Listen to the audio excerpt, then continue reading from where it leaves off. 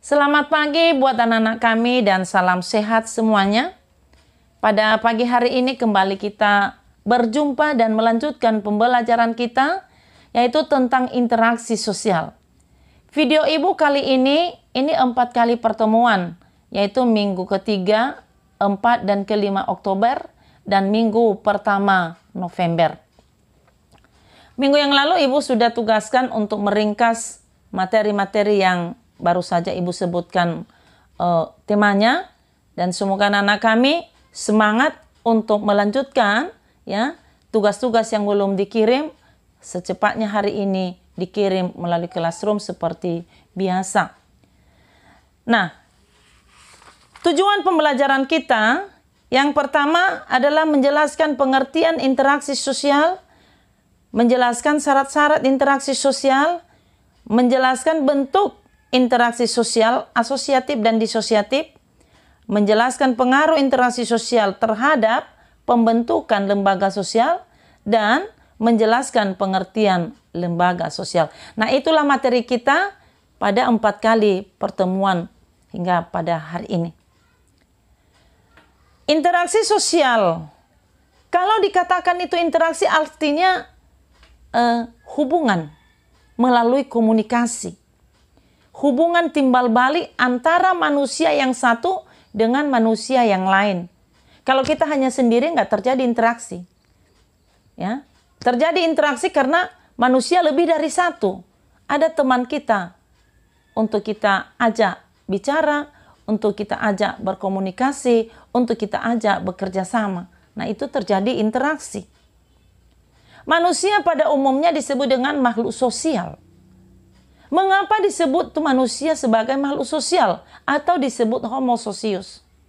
Karena manusia itu tidak bisa hidup sendiri, tapi manusia hidup bergantung dengan orang lain.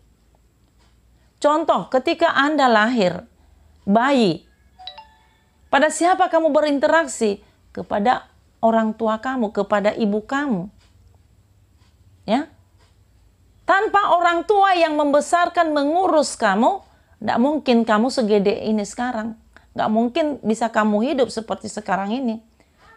Tapi karena ada interaksi, ada orang lain ya di luar diri kita, maka kita bisa hidup seperti apa adanya saat ini. Ya. Kapan lagi kamu bisa berinteraksi? Pada pergaulan sehari-hari. Ketika Anda sudah masuk sekolah, berarti kamu sudah bertemu dengan teman-teman sekolahmu.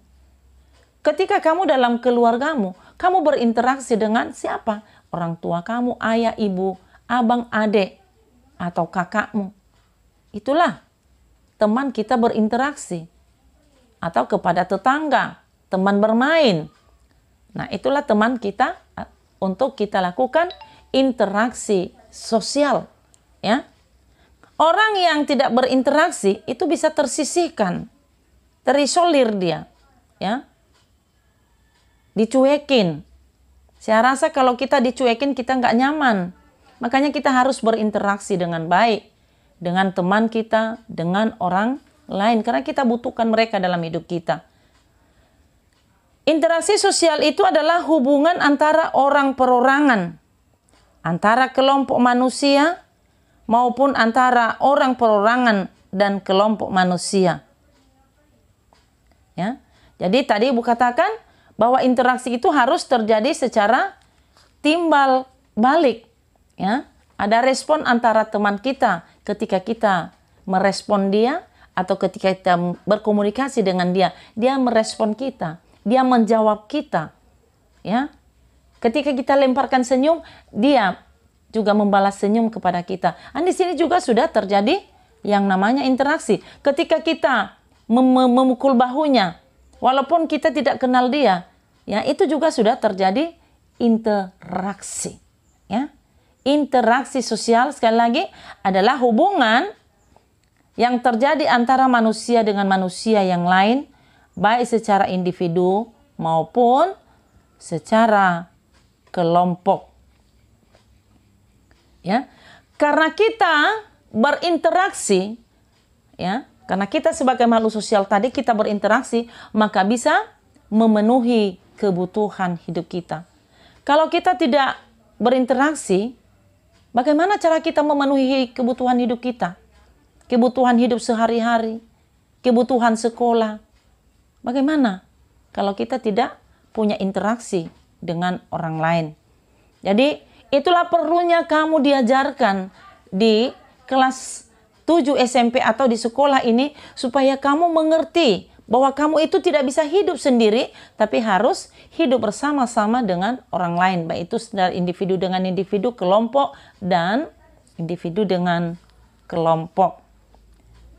Nah, proses interaksi sosial itu terjadi apabila di antara pihak yang berinteraksi melakukan yang namanya kontak sosial dan komunikasi. Ya, apa itu kontak sosial dan komunikasi? Yaitu merupakan syarat terjadinya interaksi sosial, ya. Tanpa adanya syarat itu, maka interaksi sosial itu tidak akan terjadi. Jadi melalui kontak dan komunikasi, ya, akan memberikan tafsiran perilaku kepada orang lain dan perasaan-perasaan yang akan kita sampaikan kepada orang lain, ya. Nah, anak-anak kami,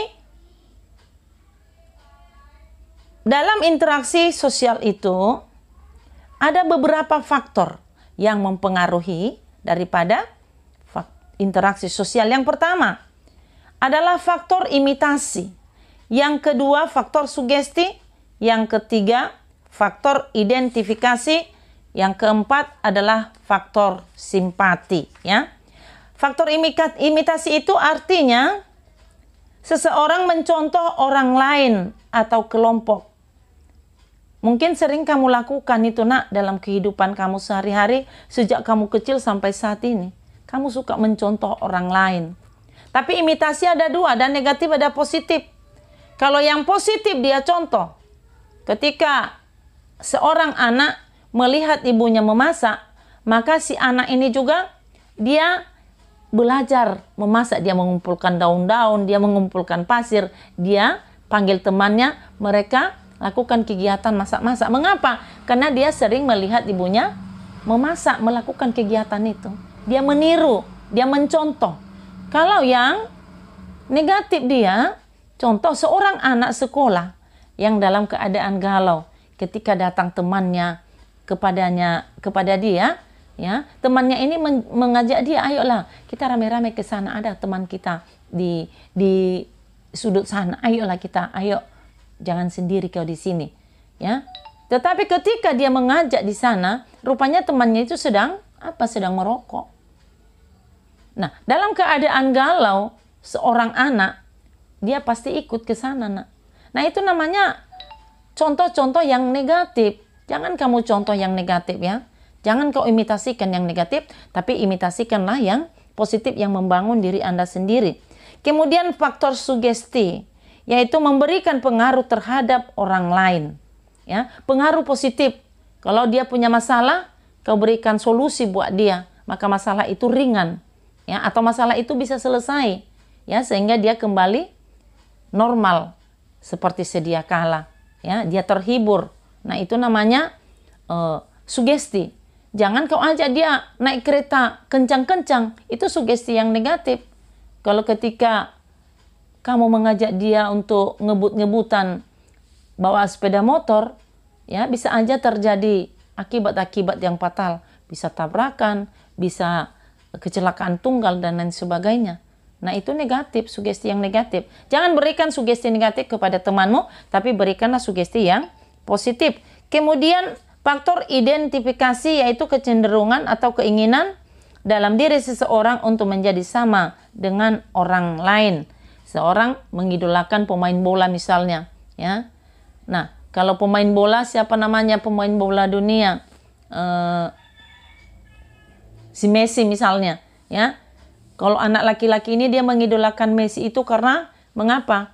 Yang pertama, dia suka cara mainnya, teknik mainnya, ya. Dia sering menggolkan bola. Nah, di sini dia identifikasi, dia coba, dia pelajari, dia belajar juga supaya bisa sama seperti Messi. Nah, itu bagus. Itu identifikasi yang benar, yang positif. Ya, kalau negatifnya itu hal-hal yang tidak baik. Ya, faktor simpati. Ya, faktor simpati itu apa artinya? Merupakan kemampuan untuk merasakan diri seolah-olah dalam keadaan orang lain yang ikut merasakan apa yang dilakukan, dialami atau diderita oleh orang lain. Misalnya ketika temanmu dalam keadaan duka cita, kamu ingin melihat dia, kamu simpati, kamu merasakan apa yang dia rasakan pada saat dia berduka itu. Ya, kamu tarik ke diri kamu, iya ya, ih, sakit kali lah ya, kalau orang tua nggak ada. Nah, itu namanya simpati. Atau bisa juga rasa simpati begini, kita simpati kepada teman kita, seseorang teman kita, misalnya karena cantik, karena baik, ya, selalu bersih, rapi, bisa kita simpati. Nah, itulah faktor yang mempengaruhi daripada interaksi sosial. Nah, ciri-ciri daripada interaksi sosial itu ada 4. Yang pertama, jumlah pelaku lebih dari seorang. Yang kedua, berlangsung secara timbal balik. Ketiga, adanya komunikasi antar pelaku dengan menggunakan simbol-simbol yang disepakati. Dan yang keempat, adanya tujuan yang dicapai. Nah, itu mengenai interaksi sosial. Bentuk interaksi sosial ada 2. Ya, bentuk interaksi sosial asosiatif itu mengarah pada persatuan. Yang kedua, proses interaksi sosial atau bentuk interaksi sosial disosiatif itu mengarah pada perpecahan. Bentuk interaksi sosial asosiatif yang mengarah pada persatuan terdiri atas 3. Yang pertama adalah kerjasama. Coba kamu perhatikan pada bukumu halaman 90, nak. Kegiatan yang dilakukan oleh masyarakat ini apa? Coba kamu amati. Ya, ya, masyarakat sedang bergotong royong. Nah, itu namanya kerjasama. Ya, bekerja sama untuk mencapai satu tujuan. Mereka bergotong royong untuk membuka jalan. Jalan ini kan untuk kebutuhan bersama, untuk kebutuhan umum, bukan untuk kepentingan pribadi. Nah, itulah yang dicapai pada kebersamaan atau pada kerjasama yang asosiatif tadi. Ya, kerjasama dimaksudkan sebagai suatu usaha bersama antara orang perorangan atau kelompok manusia untuk mencapai satu atau beberapa tujuan.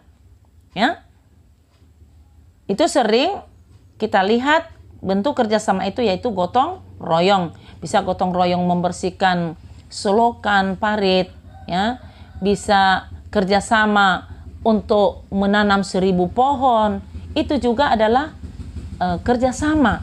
Ya, yang kedua adalah akomodasi. Akomodasi itu adalah usaha manusia untuk meredakan suatu pertentangan, yaitu usaha untuk mencapai kestabilan. Ya, dan akomodasi ini adalah merupakan cara untuk menyelesaikan pertentangan tanpa menghancurkan pihak lawan.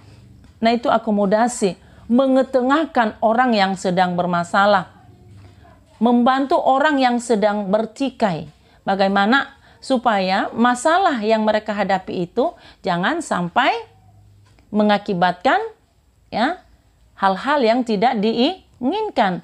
Maka kehadiran kita, bisa kita katakan kita pihak ketiga. Pihak pertama dan kedua adalah orang yang bermasalah. Ketika kita datang sebagai pihak ketiga, berarti kehadiran kita di situ bukan membawa masalah lebih besar, tetapi bagaimana cara kita supaya masalah yang mereka hadapi itu bisa kita bantu, bisa kita selesaikan, bisa kita damaikan. Nah, itu namanya akomodasi. Ya, kamu juga, nak, lakukanlah hal-hal yang baik. Ya, jangan kamu menjadi provokator. Jangan kamu mengadu domba temanmu. Itu bukan akomodasi, itu memecah belah namanya itu. Dan itu sifatnya tidak baik dan tidak benar. Tuhan pun tidak menginginkan seperti itu. Ya, jadi kamu sebagai siswa, sebagai generasi bangsa, kamu harus terapkan ini nak dalam diri kamu sendiri supaya kamu menjadi orang-orang yang bisa membantu orang-orang yang bertikai atau orang-orang yang sedang mengalami masalah. Yang ketiga adalah asimilasi. Ya, asimilasi adalah cara bersikap dan bertingkah laku dalam menghadapi perbedaan untuk mencapai kesatuan dalam pikiran dan tindakan.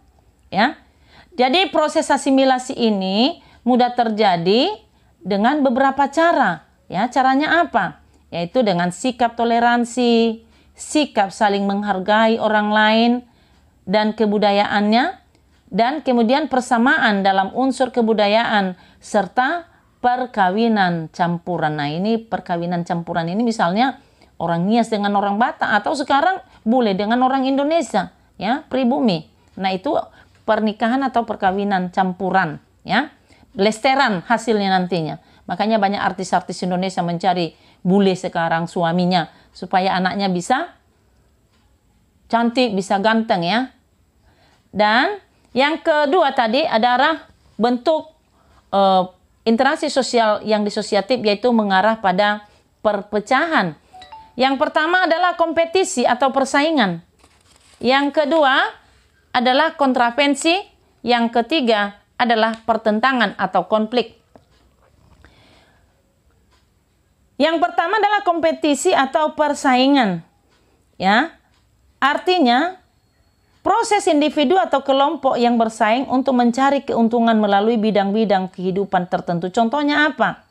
Gelar juara, kesuksesan, mendapatkan piala atau hadiah, ya. Jadi untuk mendapatkan ini semua, ya, melakukan persaingan, ya, melakukan persaingan. Untuk mendapatkan hadiah, mendapatkan piala itu tidak mudah, nak. Tidak segampang membalikkan tangan. Kita pengen piala, kita pengen juara.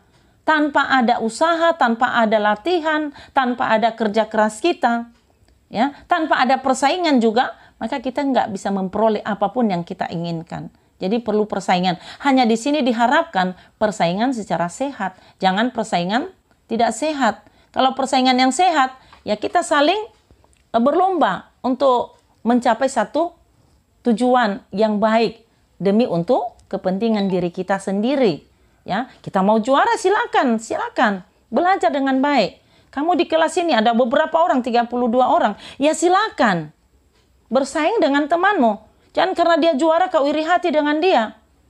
Mengapa kau tidak juara? Ya karena kau malas, tidak mau belajar. Mengapa dia juara? Karena dia rajin belajar. Ya silakan bersaing. Ketika Anda mau juara, belajar bagaimana caranya dia belajar, makanya bisa dia mendapatkan prestasi yang baik di kelas itu. Ya, itu adalah persaingan yang sehat, ya. Jangan lakukan persaingan yang tidak sehat, ya. Yang kedua adalah kontravensi. Nah, ini kontravensi adalah sikap mental yang tersembunyi terhadap orang lain atau terhadap unsur kebudayaan suatu golongan tertentu, ya. Ini kontravensi ini ditandai dengan gejala ketidakpastian mengenai diri seseorang dan perasaan tidak suka yang disembunyikan atau kebencian atau keraguan terhadap kepribadian seseorang. Ya ini nak, banyak orang yang memiliki sikap seperti ini, kontravensi ini. Ya, manis-manis di bibir. Kalau dia menyapa kita, baik kali kau ya, cantik kali kau ya. Padahal dalam hatinya menggerutu, dalam hatinya ada rasa benci, ya, ada rasa tidak senang melihat kita. Nah, itu namanya kontravensi. Jangan kamu miliki itu, nak. Ya, kalau ada bibit-bibitnya dalam diri Anda pada saat ini, silakan hapus itu, ya. Jangan kau budidayakan itu, nak. Ya, kontravensi itu rasa benci, rasa cemburu, ya, rasa tidak senang, rasa iri. Kita buang itu jauh-jauh, ya. Karena mengapa? Karena hasilnya tidak baik. Ya. Nah, memang dalam kehidupan sehari-hari, pengalaman kita di sekeliling kita, di sekitar kita, banyak terjadi yang namanya kontravensi. Contohnya saja, ketika kamu tidak senang dengan temanmu, ketika dia dipilih menjadi seorang ketua kelas, kamu pengaruhi teman yang lain, itu jangan kita pilih, ya. Itu sombong kali, begini kau jelek-jelekkan dia. Itu namanya kontravensi dan itu tidak perlu kamu lakukan. Ya.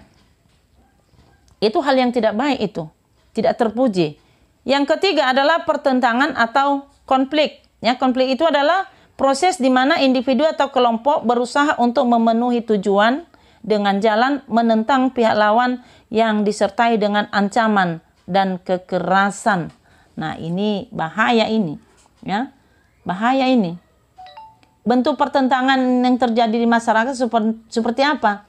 Konflik pribadi, konflik sosial, konflik antar kelas, konflik politik, dan konflik internasional itu luas. Ya, konflik bisa peperangan antar negara dengan negara, bisa antar suku dengan suku, bisa antar desa dengan desa, itu terjadi perkelahian, ya, terjadi tawuran dan lain sebagainya. Itu namanya konflik. Hanya gara-gara yang sedikit bisa menjadi besar, ya. Gara-garanya atau masalahnya sedikit sebenarnya antara pribadi dengan pribadi, ya, tetapi beda kampung. Nah, yang satu sudah melapor dengan teman-teman yang lain, maka mereka menyerang kampung ini. Itu namanya konflik.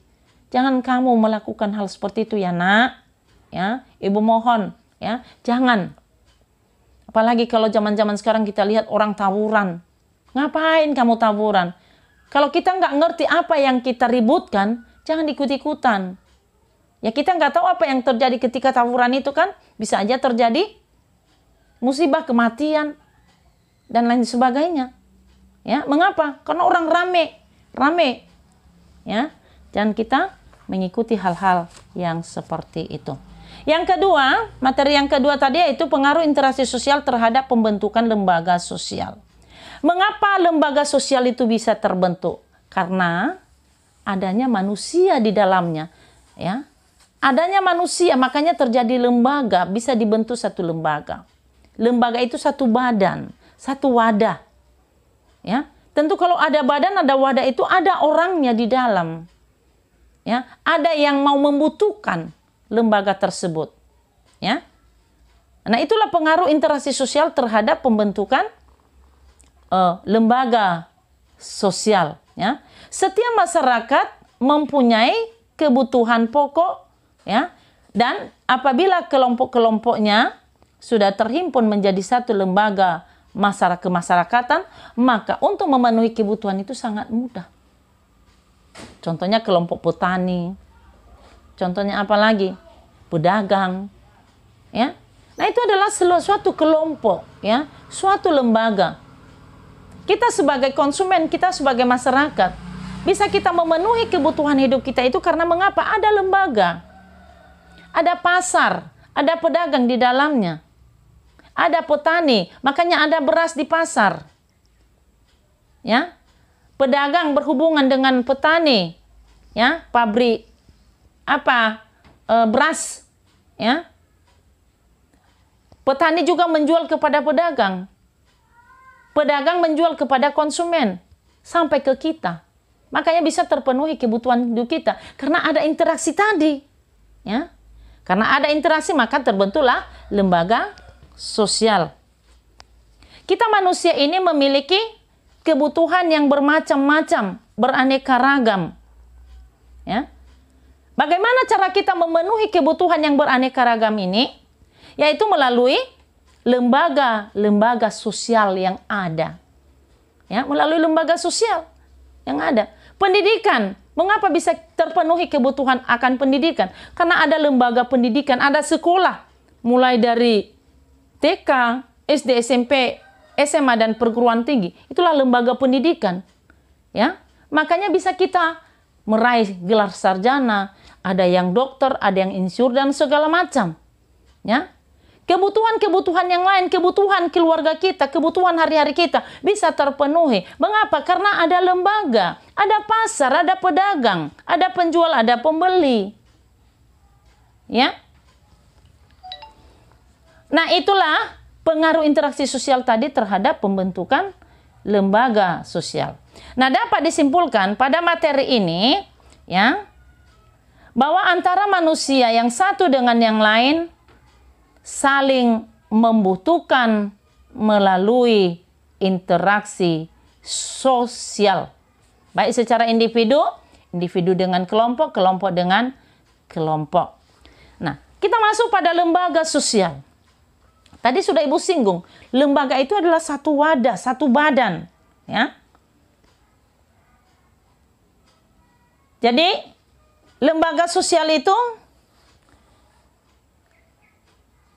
dapat terpenuhi segala sesuatu kebutuhan manusia.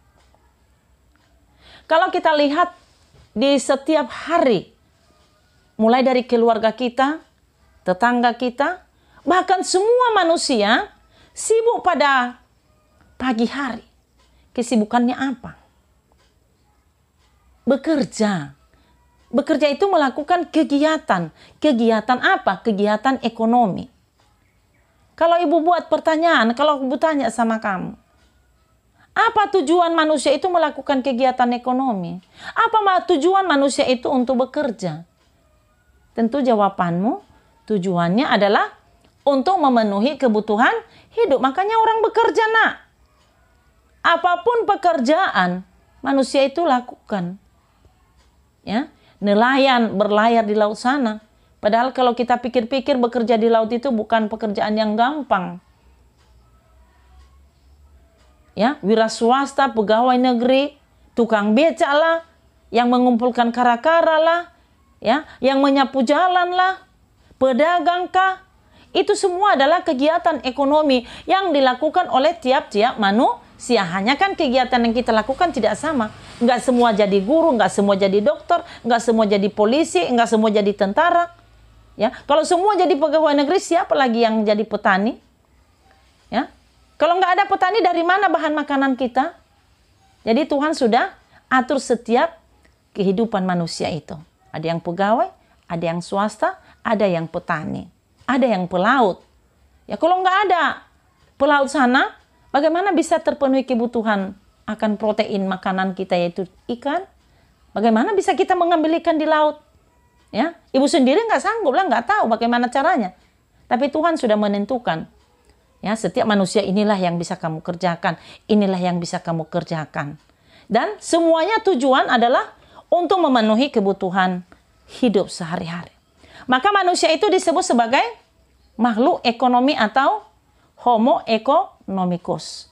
Ya, manusia sebagai makhluk ekonomi atau homo economicus, ya, yaitu makhluk karena manusia itu selalu ingin memenuhi kebutuhan hidup, ya, dengan cara yang rasional sehingga dapat mencapai kesejahteraan. Itulah manusia sebagai makhluk ekonomi. Kalau yang pertama tadi, kita berinteraksi dengan orang lain, kita membutuhkan orang lain, disebut dengan manusia sebagai makhluk sosial atau homo socius. Nah, pada lembaga sosial ini memiliki norma-norma atau menerapkan yang disebut dengan norma-norma. Norma-norma itu adalah aturan. Aturan harus dipatuhi, yang harus diikuti oleh masyarakat. Contoh, jual beli barang, kan ada aturannya. Aturannya misalnya, ketika kita datang, ya, untuk membeli sesuatu kebutuhan kita, apa yang kita bawa? Uang. Ya, itu norma. Ya. Kemudian, ketika kita mengambil barang yang kita butuhkan itu, yang kita inginkan itu, kita akan membayar dengan uang. Itu adalah salah satu norma. Norma yang harus dipatuhi sebagai seorang siswa. Norma-norma apa yang harus kamu patuhi? Ada aturan-aturan sekolah. Contoh, nak, tidak boleh terlambat datang di sekolah. Ya, tidak boleh malas mengerjakan tugas. Tidak boleh cabut, tidak boleh ribut, tidak boleh memaki. Rajin belajar. Itu aturan, itu norma. Dan itu harus kamu patuh terhadap norma itu. Harus kamu lakukan, harus kamu ikuti, harus kamu laksanakan. Kalau tidak akan dikenakan sanksi. Misalnya, kamu terlambat datang sekolah. Kita di SMP 1 ini jam 7 nanti, kalau kita sudah normal kembali belajar seperti biasa, jam 7 kamu harus sudah berada di halaman sekolah untuk senam, ya, untuk apel pagi. Kalau ada yang datang jam 7 lewat, maka itu akan dikenakan sanksi. Karena mengapa? Dia tidak patuh norma atau dia tidak patuh aturan yang diterapkan di sekolah kita di SMP Negeri 1 Sibolga. Dan bukan hanya di sekolah kita, di mana-mana dalam keluarga juga punya norma, punya aturan. Ya. Contoh, kalau ibu ada tamu, ya, aturan yang dia terapkan pada anak. Nah, kalau datang tamu mama, kamu tidak boleh ribut. Nah, kalau ada tamu mama, kamu tidak bisa datang sama mama. Silakan nonton saja, atau kamu di kamar membaca, menonton, dan sebagainya. Itu adalah salah satu norma yang simple, yang mudah, yang sering kamu lakukan atau yang sering kamu dengar dari orang tua kamu. Banyak norma-norma dalam keluarga, banyak norma-norma dalam masyarakat. Misalnya norma masyarakat, tidak boleh ada yang ribut, tidak boleh ada yang memaki-maki. Kalau ada yang memaki, kalau ada yang ribut, kalau ada yang berkelahi, maka akan dikenakan denda atau sanksi kepada orang tersebut. Tidak boleh ada mencuri. Itu adalah norma. Tidak boleh kita melanggar yang namanya norma atau aturan. Ya, jadi norma itu sangat penting bagi kehidupan kita, nak. Ya, mengapa? Supaya kita menjadi manusia yang teratur, manusia yang baik. Ya, makanya kita harus taat dan menuruti daripada norma atau aturan-aturan yang berlaku dimanapun kita berada. Ya. Nah, sistem norma atau aturan yang dapat dikategorikan sebagai lembaga sosial harus memiliki syarat-syarat. Syarat-syaratnya apa? Sebagian besar anggota masyarakat menerima norma tersebut. Norma tersebut menjiwai seluruh warga dalam sistem sosial. Norma tersebut mempunyai sanksi yang mengikat setiap anggota masyarakat. Nah, itulah syarat-syarat daripada sistem norma atau aturan-aturan. Nah, ada 4 tingkatan norma. Yang pertama adalah cara atau usek. Yang kedua adalah kebiasaan atau volkswagen. Yang ketiga adalah tata kelakuan. Dan yang keempat adalah adat istiadat. Ya, yang pertama, ya, faktor yang pertama yaitu cara atau usek. Artinya perbuatan individu dalam masyarakat, cara, ya, cara yang terlihat, cara yang nampak, yang bisa dilihat oleh orang lain, ya. Penyimpangan dalam norma cara ini tidak akan mendapatkan hukuman berat, akan tetapi hanya sekedar celaan. Itu kalau dalam cara. Contoh, tindakan yang melanggar norma, misalnya cara seseorang membuang sampah. Jika ada seorang membuang sampah, maka cenderung mendapat celaan. Karena mengapa? Melakukan tindakan yang salah, yang tidak sesuai, yang tidak pada tempatnya. Ya. Nah, contoh sekarang kalau kita mematuhi protokol kesehatan, inilah contohnya cara. Kita harus patuh loh. Kalau disuruh pemerintah kita pakai masker, kita pakai masker. Karena mengapa? Itu untuk kebutuhan kita sendiri. Untuk kepentingan diri kita sendiri. Kalau kita udah kena, ya, keluarga kita pasti kena. Ya. Mau kita seperti itu. Maka kita harus patuhi norma-norma itu, aturan pemerintah. Pakai masker, jauhi kerumunan, cuci tangan. Itu adalah norma pada new normal pada saat ini. Pada saat kita menjalani kehidupan new normal saat ini. Aturan-aturan harus kita patuhi. Ya, ada satu contoh ya, nak. Ketika kami berkunjung pada satu daerah, ya, ada satu orang yang mengendarai sepeda motor. Dia memang pakai masker, tetapi maskernya ditarik ke bawah.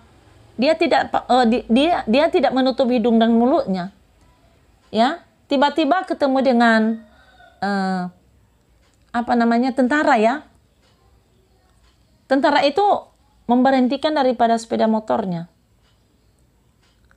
Apa sanksi yang diberikan tentara itu, nak? Disuruhnya menyapu jalan, disuruhnya membuang sampah, dipakaikanlah baju orange itu. Ya. Nah, itu adalah merupakan sanksi kepada orang yang melakukan pelanggaran terhadap norma. Makanya cara atau yusek itu kita harus patuh pada norma saja. Nggak usahlah kita lari dari situ. Ya, karena itu kepentingan umum dan kepentingan pribadi kita. Yang kedua adalah kebiasaan. Kebiasaan itu adalah perbuatan yang dilakukan secara berulang-ulang dalam bentuk yang sama. Itu kebiasaan. Ya, kalau kebiasaan buruk, ngapain kita teruskan? Tapi kalau kebiasaan yang baik ya kita lakukan. Contoh kebiasaan memberi hormat kepada yang lebih tua usianya, itu baru gentleman. Bagus, itu sopan santun. Ya, kebiasaan. Kebiasaan membuang sampah pada tempatnya. Contoh di kelas, ketika ada kertas burammu yang tidak perlu, kamu buang di lantai sekolah kita atau di kelas itu, benar enggak tindakanmu itu? Salah. Yang ianya, ketika kamu membuang sampah itu, buang pada tong sampah yang ada di dalam kelas. Itu yang benar. Ketika kamu lewat, melintasi jalan, ada sampah. Kalau sampah itu masih bisa kau ambil buang pada tong sampah yang ada di pinggir jalan. Nah, itu kebiasaan kitanya itu, nak. Kebiasaan apa lagi? Dalam keluarga, dalam rumah tangga kita. Kebiasaan membersihkan tempat tidur. Ya, kebiasaan bangun cepat pagi, itu kebiasaan. Jadi kebiasaan-kebiasaan yang baik itu kamu harus pertahankan. Jangan kamu lagi mengidentifikasi ya kebiasaan buruk temanmu atau mengidentifikasi kebiasaan orang yang salah. Ya, kemudian tata kelakuan atau mores ya. Yang keempat adalah adat istiadat atau custom ya. Yaitu mencerminkan kekuatan pola kelakuan masyarakat yang mengikat para anggotanya ya. Masing-masing norma tersebut mempunyai dasar yang sama, yaitu memberikan petunjuk bagi tingkah laku seseorang yang hidup di dalam masyarakat agar lebih jelas ya. Coba kamu perhatikan gambar pada halaman 101 itu ya. Itu adalah upacara adat penjemputan pengantin pria dalam perkawinan salah satu suku bangsa yang ada di Indonesia. Nah, ini adalah adat istiadat. Adat istiadat misalnya adat Batak ya. Adat Batak Karo ya. Banyak adat istiadat kita. Nah, setiap suku ada adat kita. Ya, setiap suku berbeda-beda adat istiadat atau custom kita. Nah, itulah materi kita pada pertemuan yang keempat kali ya pada hari ini, dan ibu harapkan video ini kamu tonton, dan apabila anak-anak kami yang sebelum ini belum kamu siapkan tugas-tugasnya ini dari materi yang sudah ibu terangkan hingga hari ini kamu harus siapkan dan kirimkan di classroom. Jangan ada yang malas lah, nak. Jangan ada yang malas, nak. Jangan banyak kamu bermain di rumah, nak. Jangan kamu bermain, kau tinggalkan rumah, pergi kau ngelur kemana-kemana. Padahal tugas sekolahmu nggak kau siapkan. Ini untuk masa depan kamu. Ya. Jadi setiap kamu mengirim tugas, ibu mohon untuk menulis nama di setiap sudut bukunya supaya ibu tahu namanya, tahu di mana kelasnya. Ya. Tetap semangat belajar dan jaga kesehatan, patuh terhadap protokol kesehatan. Terima kasih, salam sehat.